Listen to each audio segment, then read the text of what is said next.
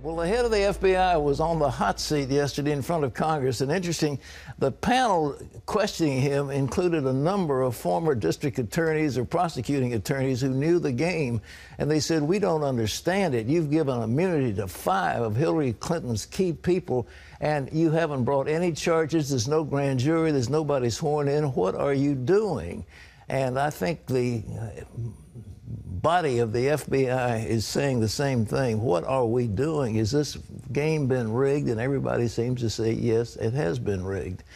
But the charges keep coming down. The emails keep floating through the air. The revelations keep coming. And people keep saying, is it ever going to end?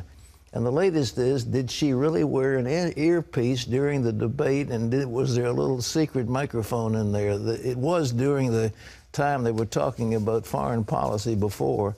But was it there this time? Because she clearly won handily in the debate, but whether that matters, we don't know. But while everybody's been watching the presidential race, Congress said, we're going to do something else. We're going to override a presidential veto. The first time in his presidency, the president tried to stop a bill that will let 9/11 families sue foreign governments like Saudi Arabia. Well, in my opinion, that law was flawed. I think John Bolton and Mukasey have also come in on that, and they said this is not smart legislation. And I agree. We don't want to be sued around the world for things that we do, and I think we're opening Pandora's box, but I guess there's so much anger against Saudi Arabia for what they've done that well, it was bipartisans, only one vote against it in the Senate, and that was the minority leader. Everybody else was for it. So Democrat, Republican, and they overrode the veto handily. Terry? Well, Pat mentioned the FBI and the email scandals of Hillary Clinton, and now we are going to take a look at that story with Heather Sells. Heather? FBI Director James Comey took the hot seat Wednesday as Republican lawmakers grilled him. At issue, his decision not to prosecute Hillary Clinton for using a private email server as Secretary of State or for deleting tens of thousands of emails.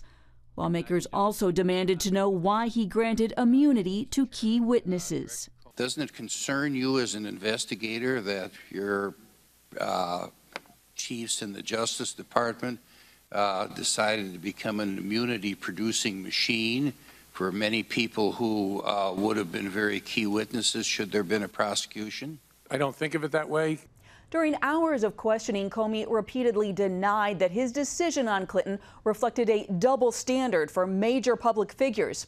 He said his decision not to prosecute Clinton was not a close call, and he became emotional defending the honesty of the investigation. You can call us wrong. You can call me a fool. You cannot call us weasels, okay? That is just not fair, and I hope we haven't gotten to a place in American public life where everything has to be torn down on an integrity basis just to disagree.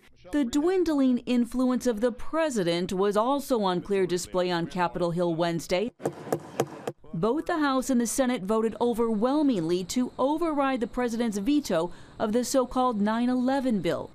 It allows families of 9/11 victims to sue Saudi Arabia for allegedly sponsoring terrorism.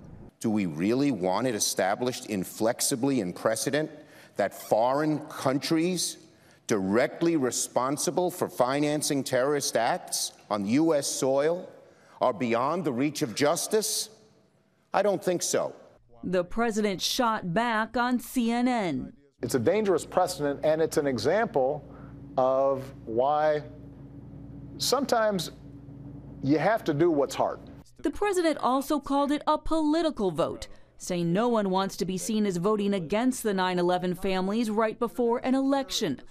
And although both parties supported the override, which meant Democrats voting against the president, even many conservatives agree with Obama on this one. He says the measure could endanger the U.S. military and diplomats overseas, setting them up for lawsuits. Heather Sells, CBN News. Heather, there's one thing that needs to be pointed out. You know, the FBI had big document drops on Friday afternoon. Well, you do that when you're trying to slip things through the news cycle because they figure the news is going to bed and Saturday and Sunday will be slow news days. So they were playing the game that people play when they're trying to avoid publicity. And, you know, it just isn't a good chapter in the FBI storied life. This doesn't look good for them. We're just 39 days left until the election, and the race for the White House is still up for grabs. Many people say Donald Trump has to be more prepared for his next debate. John Jessup has that story. That's right, Pat. Donald Trump's campaign advisors are planning to prepare him more rigorously for his next debate with Hillary Clinton. The New York Times reporting, quote, they intend to drill the Republican nominee on crucial answers, facts, and counterattacks, and coach him on ways to whack Ms. Clinton on issues even if he's not asked about them. But some on his team are concerned that he may not be open to practicing as meticulously as he should. Meanwhile, some analysts say Trump needs to make the case that he's the agent of change in this election. And CBN's David Brody reports that Trump is planning to unveil a new pro-life advisory council today. You can read that story on cbnnews.com. Pat? Well, what he's got to do, and he hadn't done it very well in that last debate, he's got to say, look, I'm for lowering taxes, she's for raising taxes. I'm against the Obamacare because I think it ought to be handled in the private sector. She's for more government and this failed policy of Obamacare, which is a disaster. It's a train wreck waiting to happen. She thinks that we should pay for the tuition and the debts of all these students. We can't afford it. She wants to diminish the military. I want to build up the military and so forth and so on. And it should be clear-cut. And not all this back and forth about what happened to Miss Piggy or whatever that was. I mean, you can't get into that stuff.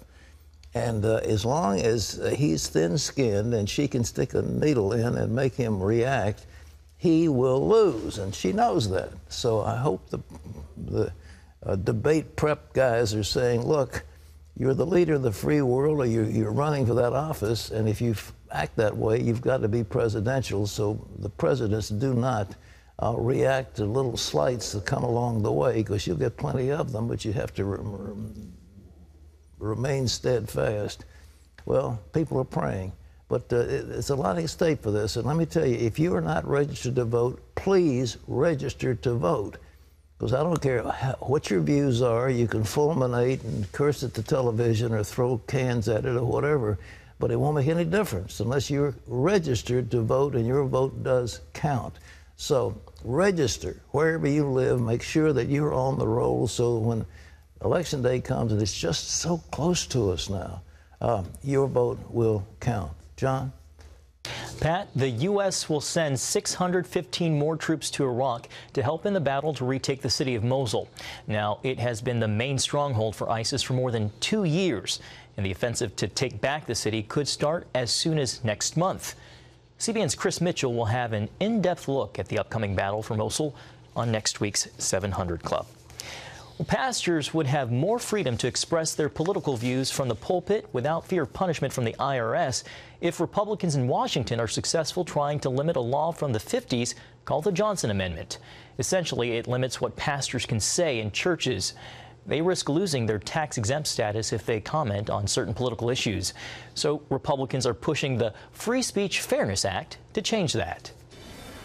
It's time that we eliminate the targeting of the IRS. Enough is enough. And this has been going on far too long. It is absolutely unconscionable that our government would force individuals to choose between their constitutionally protected rights or their faith. House Republicans hope the bill will restore freedom of speech and religion to churches if it gets through the Senate and is signed by a president into law. And Pat, I know this is something you've been advocating for years. Decades, brother, decades. I remember when Jim Wright was Speaker of the House, I went to see him, talked to him. I had him pretty well persuaded that he would go against this thing. What were the Johnson amendments? When Lyndon Johnson was Majority Leader of the Senate, there was somebody who ran against him. And the man was involved in a nonprofit. It wasn't a religious organization, but a nonprofit. And he came against Johnson, and Johnson got so mad that he said, these guys shouldn't use tax-exempt status to run against people like me. So he went into the floor of the Senate, and this is a true story, the way he did it. There was no committee hearing. There was no debate. He just came in, put the thing on the floor, the Johnson Amendment. 501c3 of the Internal Revenue Code says that you're not supposed to do certain things if you're tax exempt. He added that you cannot speak in behalf of or in opposition to a candidate for public office. Boom, boom. That was it. That's the Johnson Amendment. And as a result, what's happened, this has been used by the IRS as a club to keep evangelicals and conservatives from speaking out on public issues, because they say if you do this, we'll pull your tax-exempt status, and that could be devastating to organizations that depend on contributions. So, but in the black churches, on the other hand, they take up offerings for candidates like Jesse Jackson. They pass the hat. They have these guys speak. They come into the pulpit and they speak, and the pastor comes and says, "This is our guy. Let's vote for him." Nobody has done anything to them. So it's a uneven field that's been played, and the IRS has been delighted to use this as a club. And it's amazing, for the first time in 20, 30 years, because I've been working on it this long, somebody in Congress is starting to get exercised on it. I know Donald Trump, in his speech at his convention, came out and said, I'm going to deal against the Johnson Amendment. And I said, I can't believe it. How did he learn this? Well, somebody has briefed him on it, and he said, I want to do away with it. That's those little words: in support of or in opposition to a candidate for public office, period. Take that out, everything's fine. Well, let's go back and see what else is there. Pat, Duck Dynasty's Sadie Robertson is hitting the road with a show called Live Original. And as Angela Zadapak reports, she has a message for teenagers of what real confidence is all about.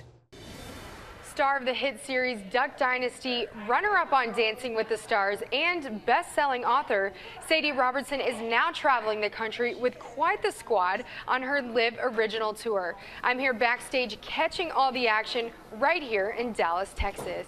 So tell me about Live Original. So Live Original is something that my dad actually called me the original when I was 5 years old. And it just kind of stuck, and that became my message. I wanted to preach confidence into the lives of teens around America, around the world.